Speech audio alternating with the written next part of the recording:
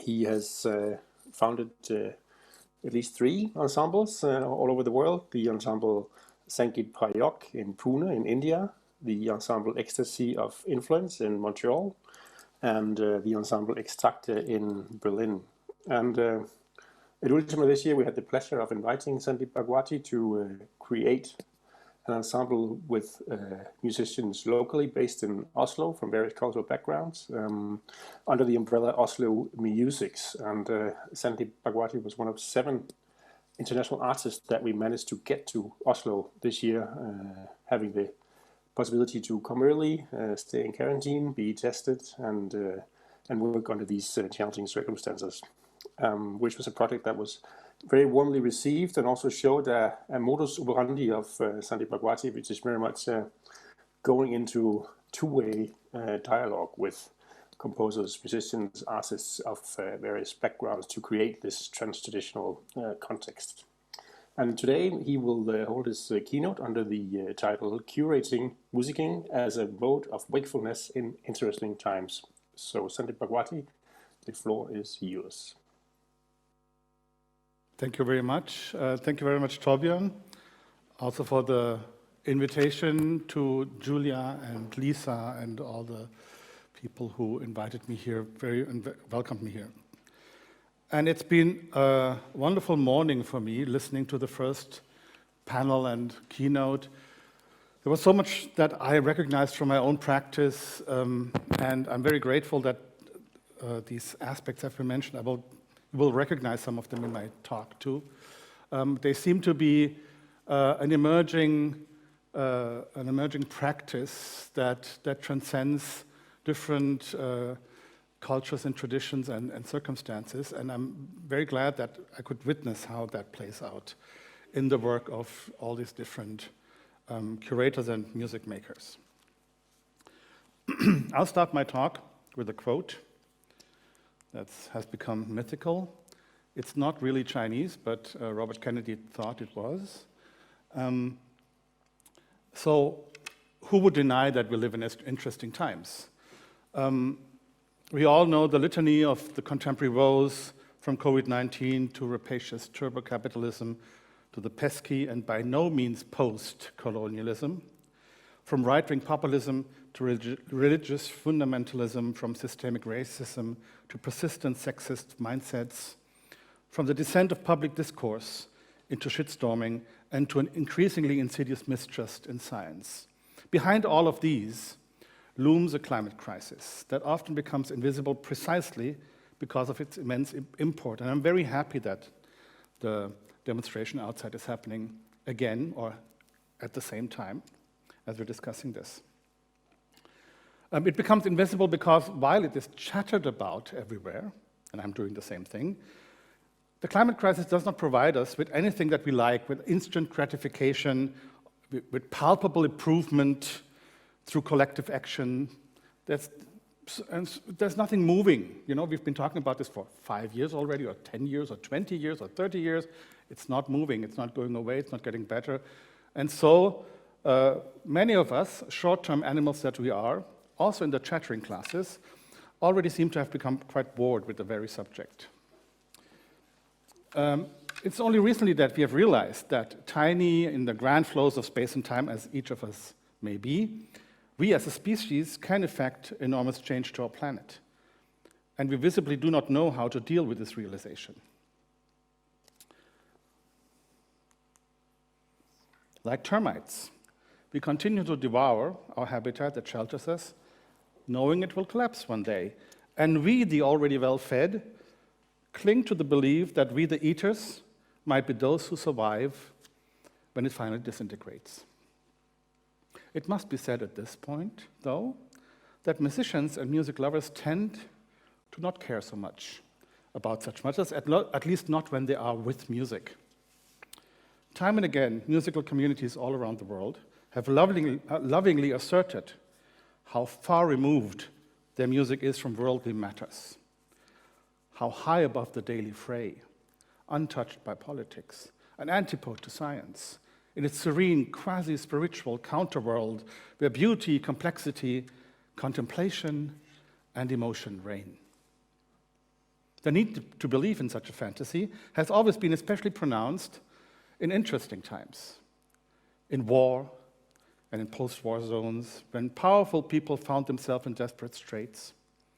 Music was often seen to offer its listeners and makers a momentary glimpse of a better place than the real-world chaos that surrounded them.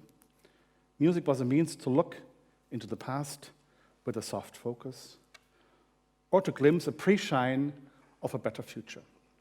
A place to lose yourself in, to sink into, to feel safe, a place where there's neither hunger, nor greed, nor fear, only the infinite intricacies of pitch, timbre, rhythm may occupy your entire being.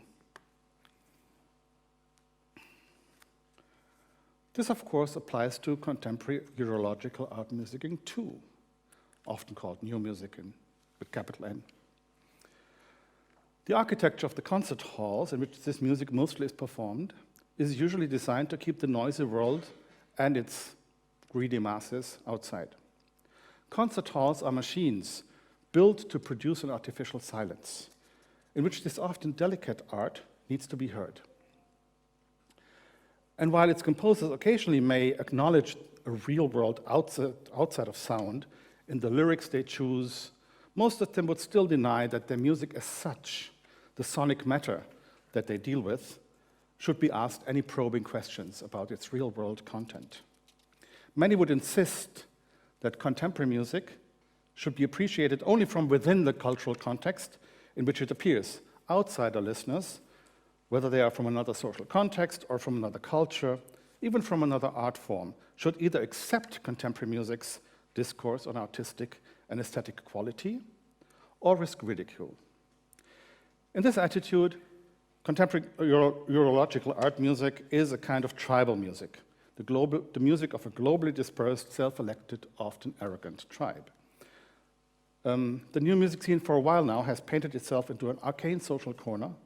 It wants to keep the outside at bay, but such self-isolation cannot make the maddening world go away.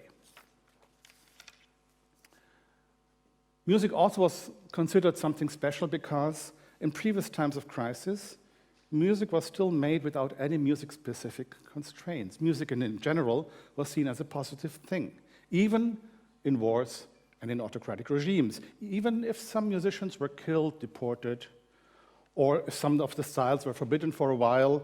Live music making throughout these conflicts and dictatorships of all kinds was usually upheld as a symbol, a positive symbol of community, any community really. Even the Cosa Nostra had its own music, to which the mafiosi danced. Not anymore. The carefully constructed bubble of music has been burst. The virus has banished musicking from all the vestiges of a community practice that it had stubbornly retained.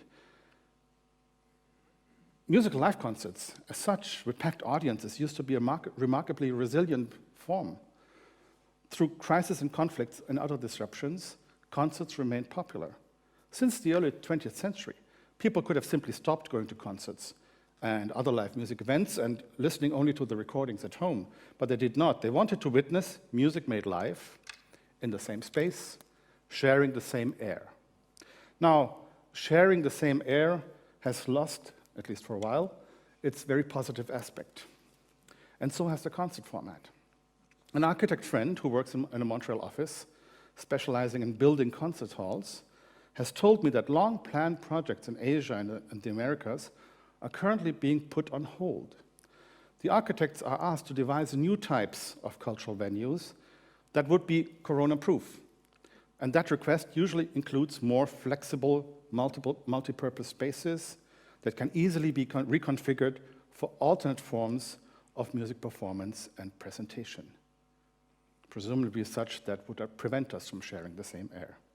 Maybe they will also let in some outside noise, who knows?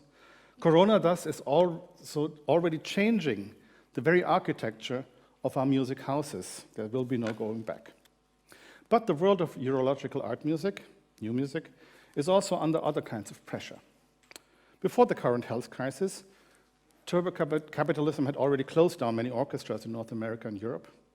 In this symposium itself, we will take a hard look at the colonial and other entanglements of current eurological music practices, and such debates are increasingly carried into opera houses, radio stations, orchestras as well. Maybe they will affect their budget negotiations with their state sponsors at some point.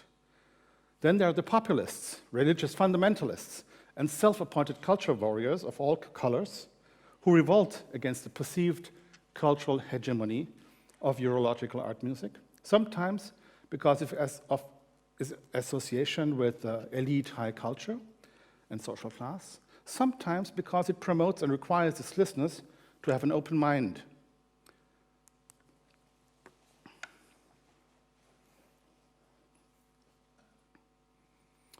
And ever since Me Too and Black Lives Matter became slogans that brought age-old and ubiquitous, willfully unseen and unheard suffering into the focus of even those who had so far managed to turn a blind eye, the personnel and the social reality of classical and avant-garde music too have both come under the process of increased scrutiny that, in the case of Me Too at least, has already resulted in abruptly ended careers, intense personal feuds, and even prison sentences, for accusations that only years before would have certainly prompted the high art communities of music to close ranks. Not anymore, thankfully.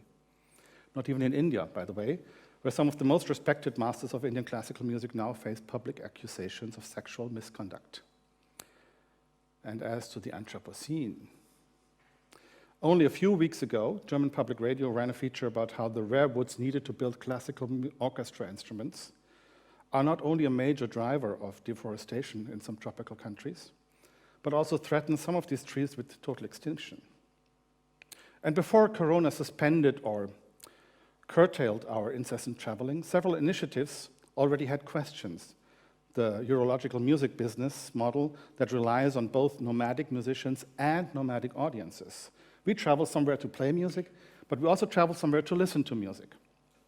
This is a model which started to grow exponentially at precisely the historical moment when the post-war avant-garde bloomed. And indeed, it seems to me that these two parallel growth stories were intimately connected.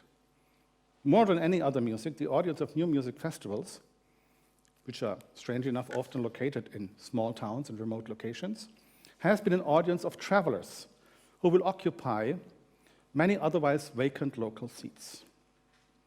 I'm the first to admit to be guilty of this behavior myself.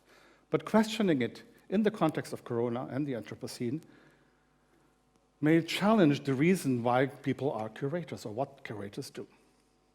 In my talk, I want to stay close to the question of curating and contemporary musicking, but I'm deeply convinced that all these aspects that have started to eat away at the once so magnificent and cloud castle of contemporary eurological art music are making that all these aspects are inseparable from each other. When we start to address one, we will time and again discover that we actually need to address another one too, or all of them. In the Anthropocene, we come to realize that there's no outside for us to flee to, no separation we can sustain, that in fact there's nowhere humans can go to escape other humans, that the only thing we can do is to stay with the trouble, as Donna Haraway has put it so succinctly. So, to curating. Curating music events always is a process of exclusion. We choose from what is on offer. What is on offer, then, is driven by all kinds of societal forces. Some artists are pushed to your attention, some others are your own discoveries. Each curator has pet artists, often for the only reasons that they found them first, before someone else did. Each local, regional, global scene has pet artists, mostly for reasons that have little to do with the art they make. I say all this not to attack curators or any scene, but to make it clear that curating, being a primarily social and not so much an art-driven activity, is subject to all the same exclusion mechanisms of the wider societies it operates in. In live art such as music, the situation is exacerbated. What is on offer here is usually only something that has passed through many processes of exclusion, starting with the attitude of parents, who for many years sponsored private lessons, with access to the right teachers in schools, often through entrance exams and competitions. The right teachers and jurors then, only if they wish to, can connect the young artist to a wider network of professionals. Once established there, there's a small matter of writing grant applications, getting someone to fund your work. Live arts are costly because they require other people. The work of the curator can only begin once the work and its creative workers have passed all these hurdles, once it is out there. And the work of the curator is then, ideally, to propel them from local cultural acceptance into something like canonical relevance. Oops. I thought that already. So, this reality notwithstanding, eurological art music institutions and ideologues often and unabashedly use the poster slogans of capitalism that only the best can make it, that success in the system is based solely on merit. Really? Well, we know the current president of the United States is based on elected by a merit-based system, and there are many other events that can be justified by merit-based system ideology. We might doubt such assertions also in music. In a world where all of these things can happen, racist and colonial attitudes do not need to be a conscious conviction. They can manifest themselves in thousand little discouragement, even in condescendingly positive feedback. I would have never thought that an artist from could be such an excellent whatever. Insert your words. Those intimidated by the system need a lot of stamina to continue their music because they will never know if their rejection was really based on anything like merit. Many who are talented, seeing the mountain they would need to climb, do not even try. And that means that there's a whole population of talented people who make music who will never get into the system of state-funded or otherwise distributed money. We were talking about money before, and that's precisely the point here. The multi-layered selection process offers ample room for social prejudices and all kinds of likes, dislikes, and isms to assert themselves, especially when you think and feel in a lazy manner. The world is full of interesting music, but you only listen to those made by people who look like you, or those you already know how to access, or those you do not need to research, only to approve and find interesting, or those that you imagine that your so-called stupid audiences will like, even though it has been my experience that many audiences are much more curious than the curators think. In many cases, you have to, though, convince them with musical evidence, sonic evidence, not with conceptual declarations. I've believed that in curating, the disregard for and the invisibility of certain artistic practices and artists is often nothing more than the result of sloppy thinking and lazy research. Research that does not want to see through the system of exclusion that it relies on, and that does therefore not even look for ways to counteract it.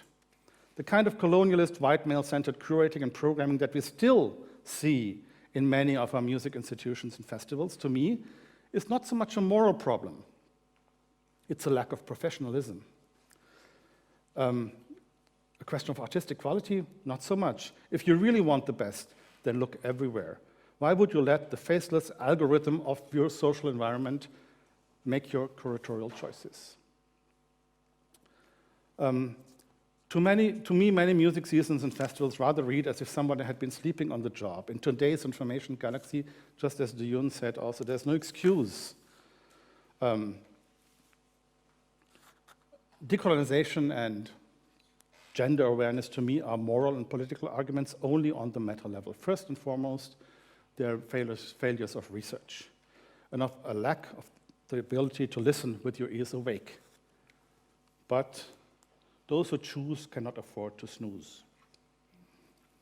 So we have arrived at the core of this talk. How does one counteract the ill effects of the artistic pyramid of exclusion when one is curating at its top? How does one stay wakeful to the world's musical and artistic diversity, even while engaging in an inevitable process of selection? The most powerful tool of this waking up to the world is what Dipesh Chakraborty has called provincializing. Provincializing means to look at everything that you think is central and dominant and rethink it as only one of many possibilities. Let's quickly look at how one could provincialize a few basic assumptions in the dominant music practice. Western art music, a term that's been bandied about a lot, is a music that came out of a small landmass situated on the northwestern corner of the Asian subcontinent, of the Asian continent.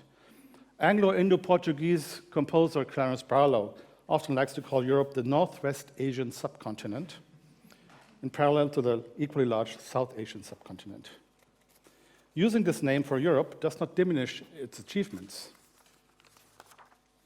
but it reminds us of geographical realities that are often obscured by the term the West, that always sounds as if it's half of the world.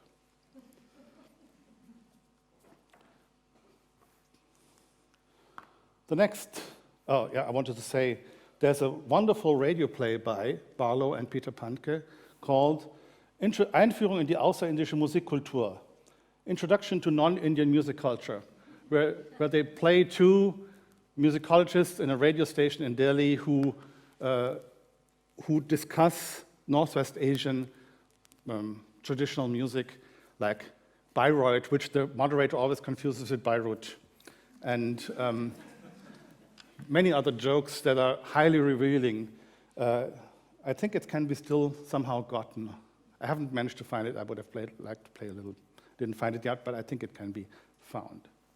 Okay, the next point, the sit still and listen concert, is a format that was introduced at a time when musicians could not anymore rely on feudal sponsors and subscriptions, and thus were forced to sell tickets to anyone in their performances.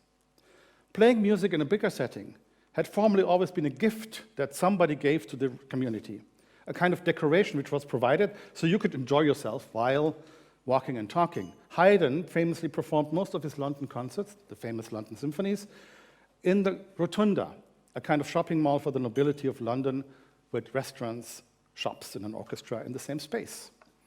Now, the same music became a merchandise. The same music that had been an entertainment or a background became a merchandise. And suddenly it was necessary to eliminate all this walking and talking so that everyone who had paid could actually hear their money's worth of sound.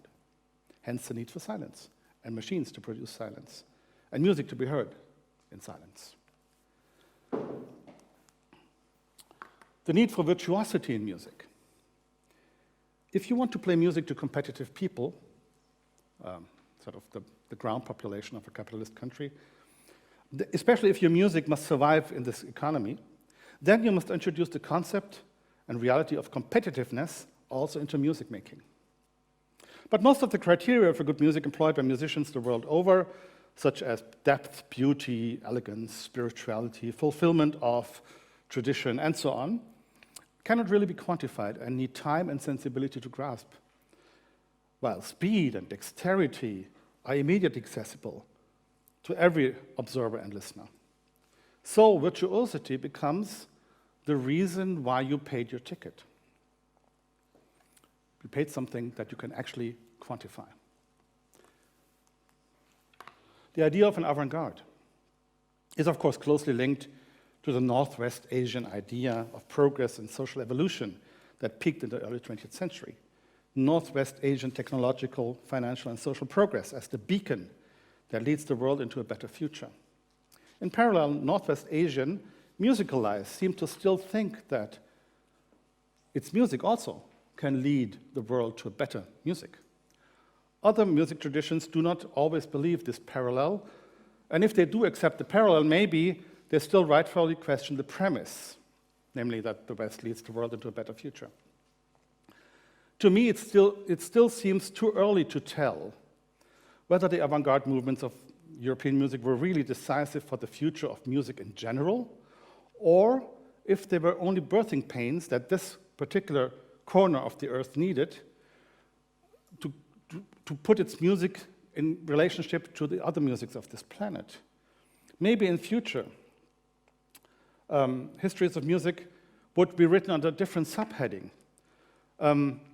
Ferruccio Busoni, for example, would have liked this perspective.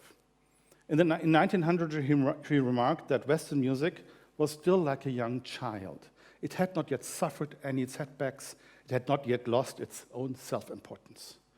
So maybe then we would write about 20th century Western music, so to speak, as, say, the internal globalization and hybridization of Northwest Asian music or something like that, and then line it up with other globalization, hybridization processes with other musical traditions, like, for example, music in the Tang Empire, a kind of pan-Asian hybridization of Chinese music, or a few hundred years later under the Ming emperors, where they started to engage with different musics around them that were not in Asia. So we don't know how this is playing out, and in thus highlighting these four basic premises of eurological music making, I do not want to say that they're problematic per se as such, and therefore should be unliked or abolished or something.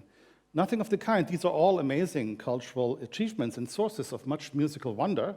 I just wanted to describe them as accidents of circumstance, as points on a wide spectrum of equally rich musical and cultural possibilities, rather than, as so many musical colleagues tend to think, as the natural winning outcome of universal cultural progress and natural selection.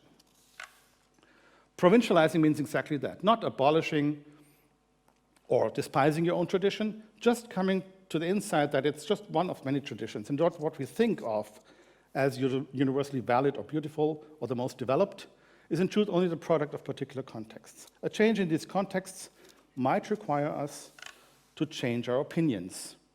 And if, as a curator, you really insist and want to curate just a particular type of music, say so in your announcement. Do not call your festival Festival of Contemporary Music or Festival of New Music, but call it, for example, like this: Festival for Written Music Made to Order by White Male Composers Over 30.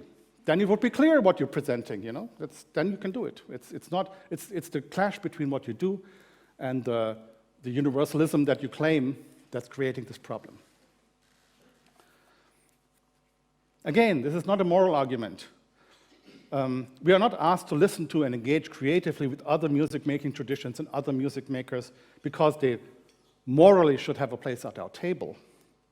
Rather, decolonization must rely on the rather sober and calculated insight that it is A, highly unlikely that a section of the world's population with a specific skin color has found the only future-proof way of thinking and creating music, and that it is B, even unlikelier that most of its notable creators should be all male.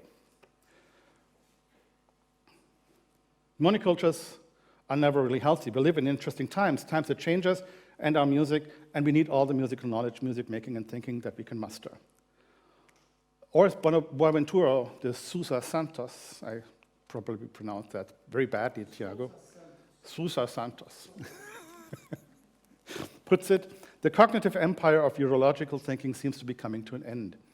Not in any catastrophic way, more in the sense that its power to explain our world on its own terms seems to decrease. We see that in order to survive in our world, we need cognitive, artistic, and yes, musical ways of seeing the world that lie beyond those that eurological thinking offers us. Not least because those seem increasingly to be part of the problem. But I'm not promoting irrationality and New Age and new religions. To me, it is rather Eurocentrism that is an irrational attitude. You know, why would you claim a music university, name something a music university when it's only presenting the universe of eurological music between 1500 and 2000? Or music theory, even worse. The theory of written European art music compositions between the year 1000 and 2000, that's music theory? It's a little tiny part of music theory, and we must name it differently.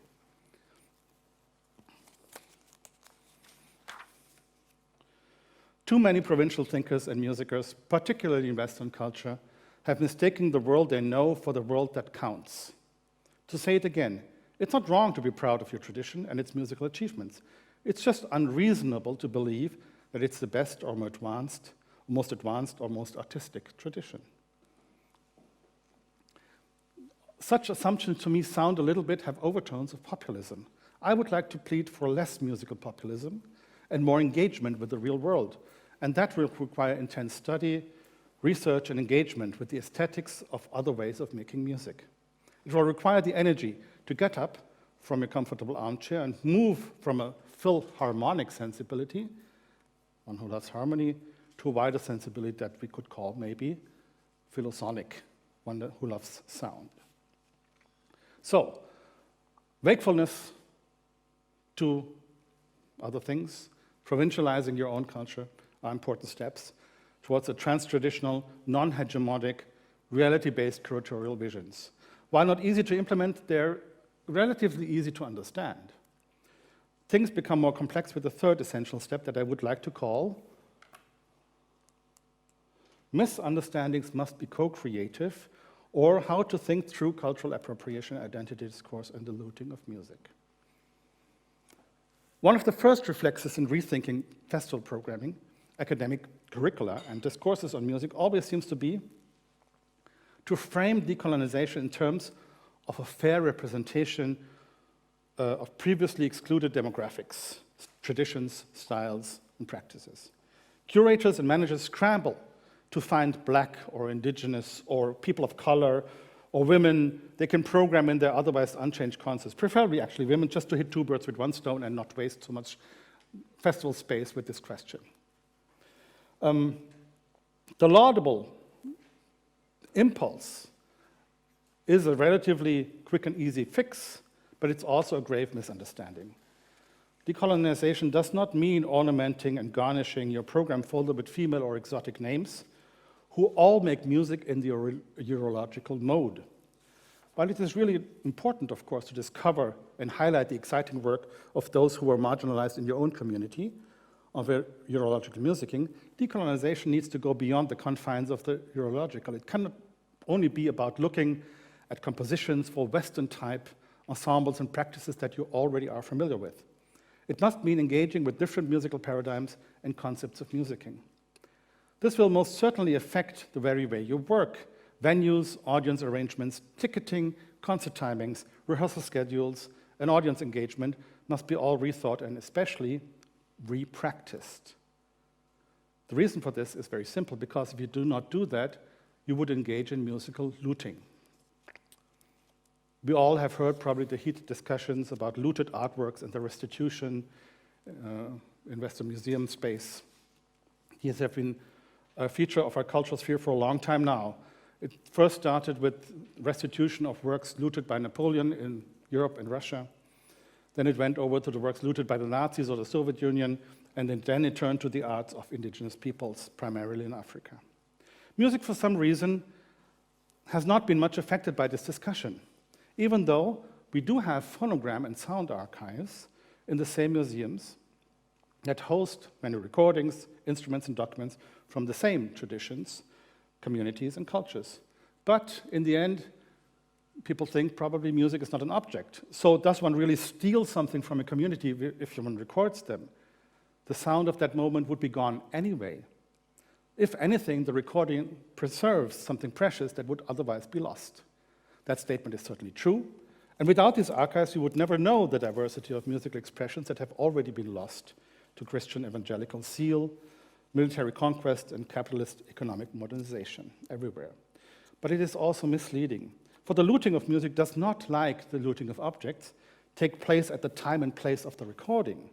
Rather, it takes place at the place and time of listening and presenting. How you listen to and make others listen to such recordings or live musics is an indication whether you engage in musical looting or rather not. As far as I can make out, 3 modes of musical looting have been rampant over a very long time already. The first one would be replacing local traditions by marginalization and salvage operations. Ethnomusicologists who engage with local communities and record their musical expressions often arrive at a critical stage in that culture at a time when these communities change their listening habits from their own music to the hegemonic music they have encountered. Often only some old people still know a few traditional songs. The youth associates personal growth and intergenerational rebellion with the music of the political or economic colonizers and hegemons, and does not anymore want to engage with the tradition, neither making it nor listening to it. This process of replacement of music within source communities is one which many North American indigenous traditions have experienced for a long time already, and which now is reaching other indigenous communities, even in remote areas of Central Africa, the Pacific, or New Guinea.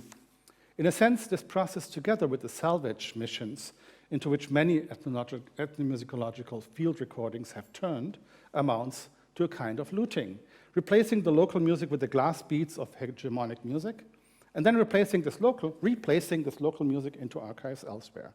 The scary thing is, this is looting with a long afterburn phase, for it continues to do its insidious work long after political decolonization. Indeed, one of the most pernicious agents are not ethnomusicologists or the archives here, they're YouTube and Spotify. The musical looting of indigenous and local music traditions very likely follows the famous hockey stick graph, like rising slowly and then going up very quickly in the last 15 years. This is an area where active restitution could be a thing even in music. And it's slowly beginning to work like that. Many museums work with source communities and exchanging old recordings with them. Especially in Canada, I've seen some very interesting results in the First Nation cultural centers that some Canadian provinces build and finance. The second step, reframing alien traditions within a familiar context. The context-free sit still and listen concert open to all is, as I mentioned, a 19th century European invention, and which has deeply transformed many music traditions whose sonic display practices often are much more bound to social context, earth, or time. When the ritual becomes a concert, but also when a typical courtly display format, such as classical Hindustani music, is misrepresented in spiritual or essentialist terms in the Western concert halls, the loss of context translates into a loss of cultural signification. Presentation formats and contexts are essential components of a musical experience. To claim they are not, and just to frame them in a denuded, neutral Western representation context, cuts off the core aesthetics of the music described. In the same vein, Johannes Fabian and Martin Schörzing have variously described how, for example, the romantic debate about felt, experiential inner time versus cold, mathematical, chronological time was fought or displaced into the colonial discourse, where the West is seen as having this chronological time concept, and all the other traditions, whether they're Hopi or Indians or Africans or so on, supposedly all had different non-chronological concepts that miraculously aligned with the vision of the Romantic thinkers. So the world was on the side of Western idealists and romantics and not on the side of engineers and business people. Music from these traditions played a great role in this debate as a munition for an inner European conflict in which it had no stake. Does this not sound faintly familiar to colonial soldiers who fought on both sides in the European world wars of the 20th century? The third looting exercise is repurposing external traditions for internal artistic use. Repurposing happens when elements from a tradition are copied and pasted into a musical event in such a way that their own distinct aesthetic purpose is lost. This aspect is one with the most pitfalls because it can be good and can be bad.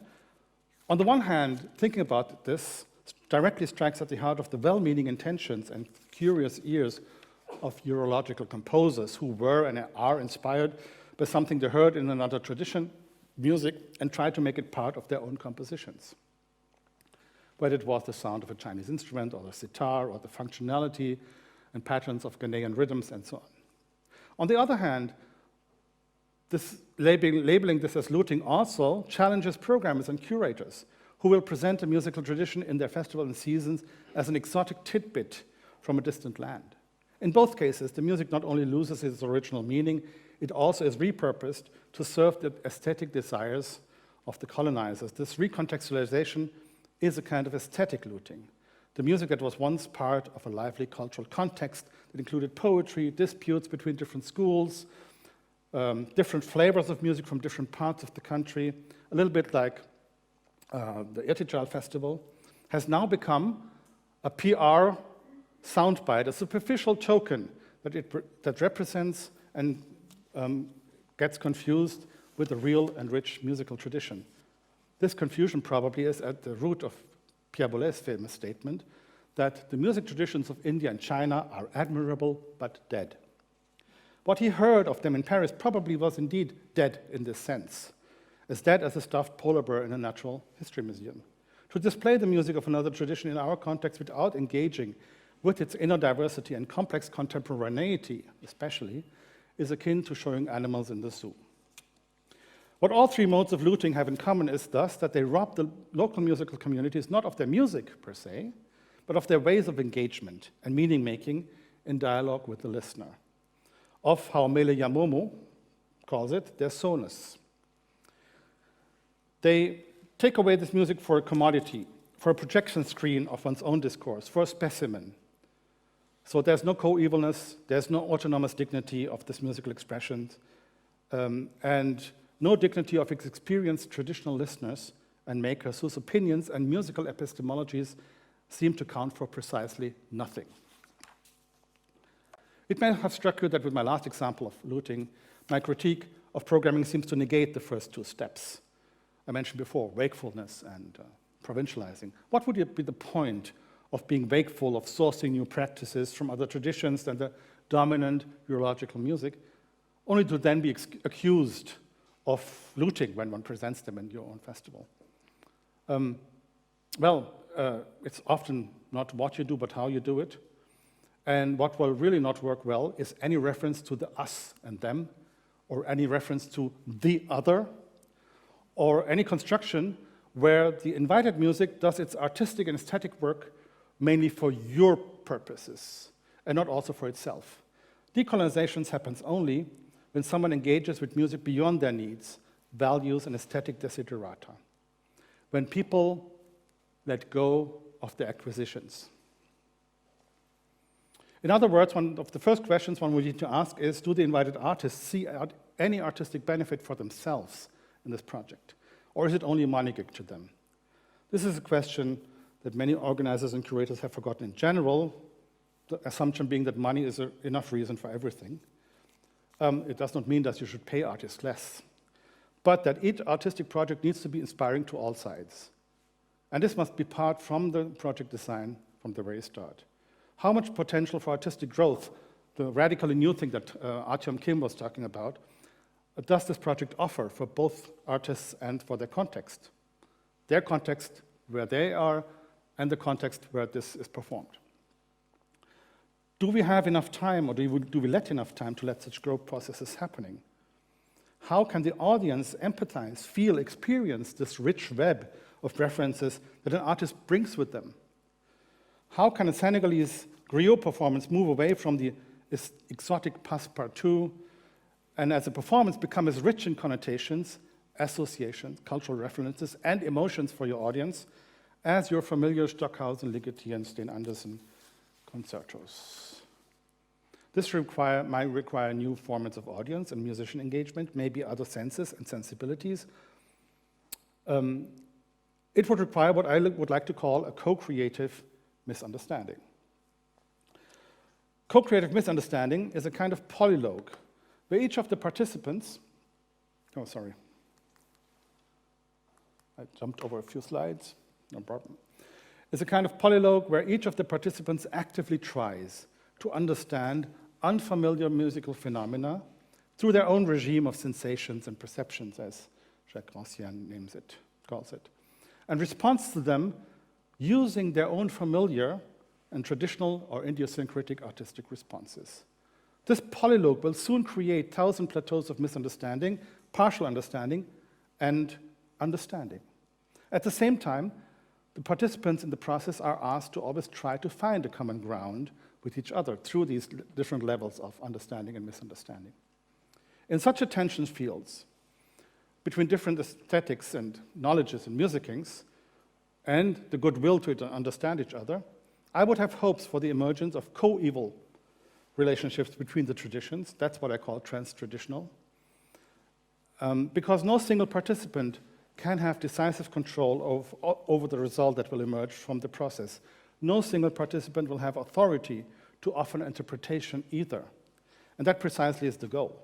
As long as we, the curators, offer booklet and media-ready interpretations of another practice or another tradition, or of the meaning of the collaborative process, we exploit it through the act of framing it. In interacting with traditions of expressions that we or our audiences do not know, we must force ourselves to go not against, but beyond interpretation. And to go beyond interpretation does not imply to leave critical and conceptual thinking behind, quite the opposite. Interpretations crop up everywhere. Everybody does interpretations all the time. They are the fuel of co-creativity. They were what I talked about. Each participant interprets an activity, a phenomenon from within their own aesthetics. And in thus interpreting, the musicians create misunderstandings that lead to new creative ideas. It's precisely in such processes of co-creative misunderstanding that we need to employ our fully aware and active critical faculties in order to examine these new ideas, to give them air and water, to prune them if necessary, and to orient them towards the sun. I think that in order to arrive at a sustainable and resonant decolonization, we need to return to the etymological roots of the word curator. In its current meaning of an itinerant conceptualist who assembles, dismantles, and reassembles artistic expressions, aesthetic significances, and societal concerns into new, often ephemeral moments, that is a relatively recent meaning.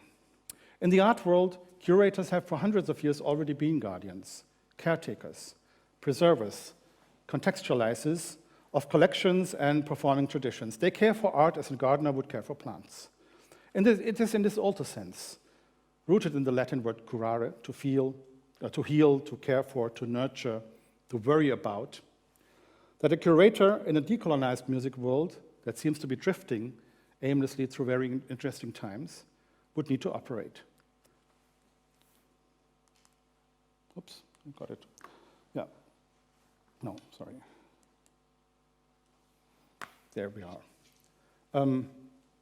So a nurturing caretaker of processes, a watchful guardian of co-evilness, an enabler and defender of creative misunderstandings. In this perspective, for me, curating musical expressions today can be an important calling, a process of finding out not what the music scene, much less one's contemporary music peers expect, accept, and will praise.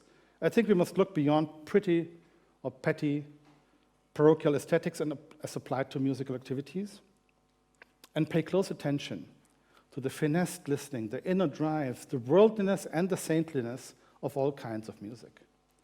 Curating becomes a sustained research into a burning question. What kind of musical engagement? Which degree of musical sustenance? How much musical resilience and musical warmth do our very own interesting times need? And how can the music made today become a map through the apparent chaos of the human and the non-human world in which we all may hopefully continue to live together? Thank you very much.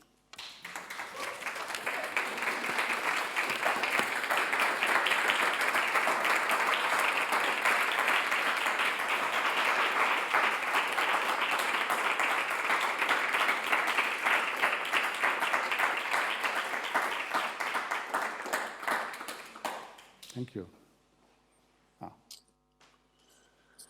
So, thank you very much, Sandeep Bhagwati, for this great and very, very inspiring keynote lecture today. What I'm interested in listening to your keynote are many things, but if I should try and turn these reflections into a question. In the beginning of the lecture, you talked very much about the almost objective nature of the contemporary music world, sort of willingly detached from society. And I'm wondering if you can see any way that through the reflections you have on the co-creative misunderstandings to diversify the music world that we live in, if that is also a tool to create a closer relationship between music and society. So that's one question.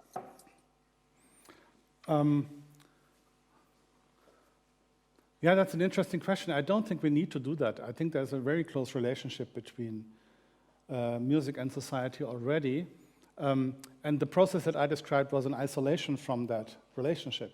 So there was a conscious process of isolating yourself from this relationship from the real world implications of what you do and the real world uses of what you do. I mean, you know, incidental music, or in German Gebrauchsmusik, is actually a very pejorative word. I don't know why that is so. I mean, I could easily imagine reasons, but at heart I don't understand what is bad about being used for other purposes, because that's been the primary impulse for making music in many situations, and we also actually do that all the time. We also use Beethoven for our, now with the technology we use Stockhausen and Beethoven for all kinds of things. And even if it is only as, I don't know who said that, as cultural capital that we amass. So we use it, but we don't use it in a productive societal sense. And I think that's where this idea of the curating comes, as a caring for comes in.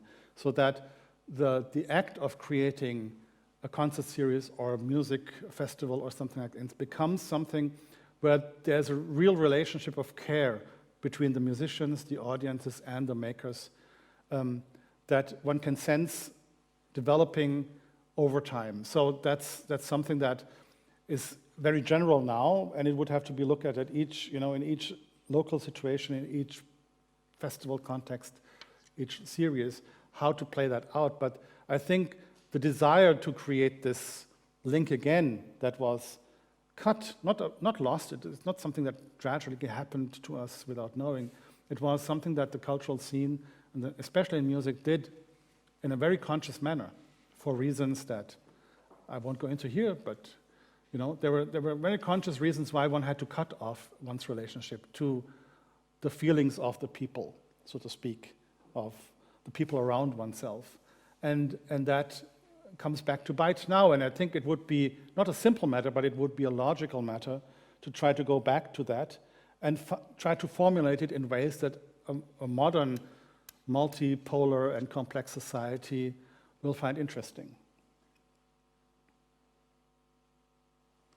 Great, thanks a lot. And I think that somehow relates to another aspect that permeates your key lecture to me, and that is to use the French sociologist Pierre Bourdieu and his terms of the social distinction, which is very much about the privileged class defining how things should be, and in this context, musically, defining the taste, even when we are talking about including other traditions or trying to level out traditions in the music world, as you are explaining with the looting and including the way Cabolet is talking the traditions for one's own sake or one's own taste. So to break down this social distinction in the contemporary music world that you're so much talking about, the role of the curator there, do you still see that as the individual curator leading festivals like me, or do you think that this curatorial aspect should be totally transformed? I have no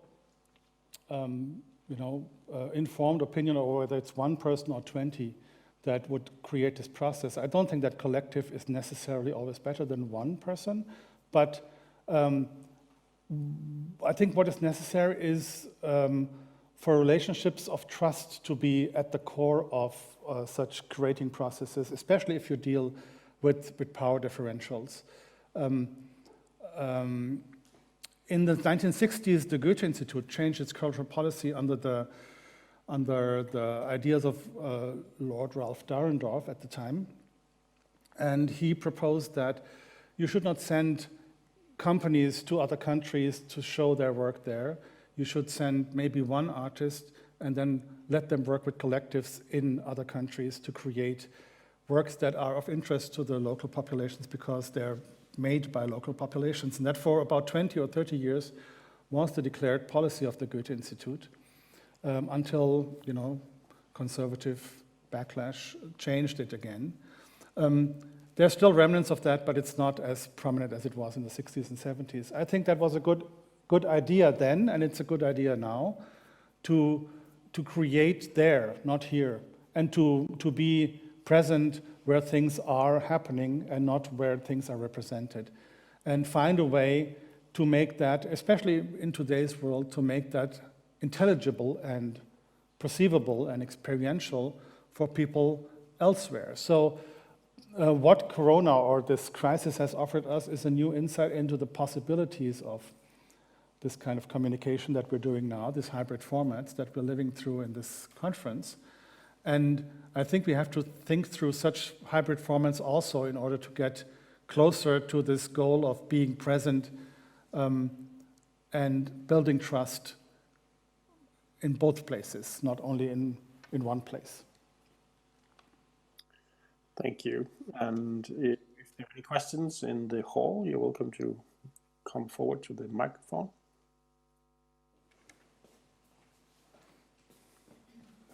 Hello. Here? I have waited for a conference like this, maybe 27 Jahre. I'm a kind of anomaly. I'm a Black American composer of classical music living in this great national park in the middle of Europe called Switzerland. And unmask. Oh, cool. Yeah, I come from two traditions, the African music tradition and the Western. My teacher was Xenakis, was my teacher. So I come from these both musical traditions, but I don't have this battle within. There is a battle without, how I'm perceived.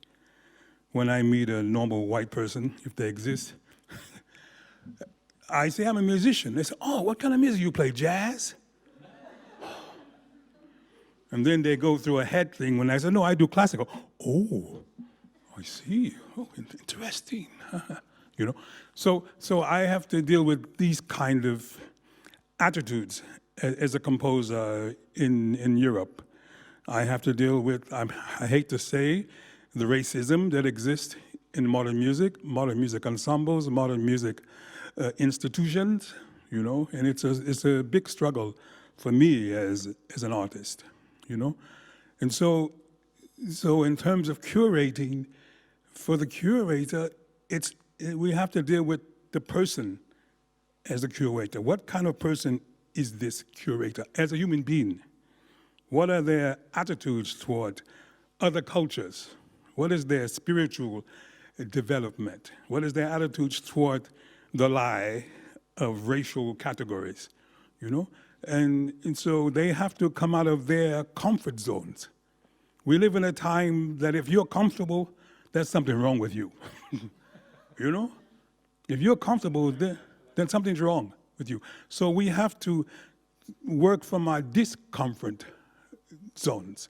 That's how things can be changed, because we have to drop this lie of our identities, you know? What's this? It's a lie for power, you know? And so I think we have to, as artists, we have to go places we never thought to go before. Not to tell, but to listen, you know? And to see all other cultures, not as a racial culture, but as human beings first. We start in the human level. That's where we have to begin, you know? And I had a strange idea about curators. How would it be if the young man in Norway, if someone said, I want you to curate a jazz festival. And then you take the jazz curator and say, I want you to curate the Ultima festival. That should be very interesting, what would happen out of that. Hello. You know? And so I think we have to, because, you know, when I go to a concert, the only diversification I see is when I look in the mirror. Oh, it's diverse. Oh. You know? And it gets kind of lonely out there, you know, with these kind of, you know, and we have to get out of this ghetto. But we have to understand, don't try to make another ghetto trying to get out of the other ghetto, you see, in terms of marginalization. And so we have to find new ways by listening to other, like you said, other cultures, you know? Ding dong. Thank you very much. Yes.